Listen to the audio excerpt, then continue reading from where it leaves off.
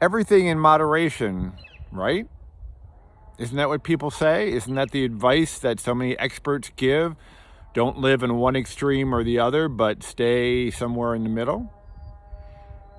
Hey, I'm Dr. Randall with another one of my Friday videos, sitting outside on this glorious spring day. The swallows are flying above me. I hear a flicker in the background, lakes behind me, gearing up for just a beautiful spring up here. Everything's greening up. But I want to talk about this issue of moderation. And on paper, it sounds good, right? We all should be living somewhere in the middle, not on the extremes. But there are two areas I think that people let this slide, and I want to address that issue. So the first is nutrition. And I'm sorry, but there's no in the middle, no moderation in regards to the excess sugar that we consume and all our packaged goods or ultra-processed stuff in the grocery stores, in our fast foods and many other restaurants. Refined sugar is correlated with all sorts of medical issues, from mental health to cancer. And so I strongly urge you to be on the lowest of the low end of sugar. And if you don't believe me, start looking at the labels and do a daily or weekly diary, not of calories, just of refined sugars. That fast food big meal that you just got, 100 grams of added sugar. Woo! Big dopamine hit though, right? And sugar is a drug. Sugar hits the same brain centers as cocaine. So we love it. We're addicted to it.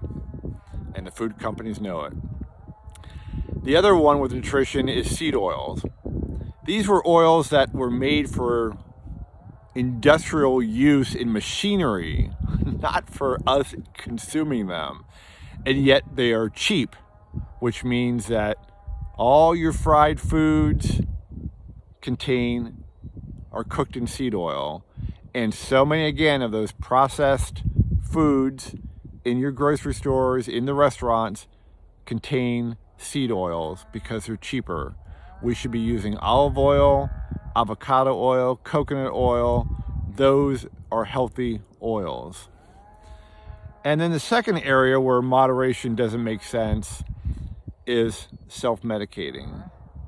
And again, I'm going to ask you to be honest with yourself. Whether it's self-medicating with alcohol, with prescription drugs, with hard drugs, with food, with porn, with shopping.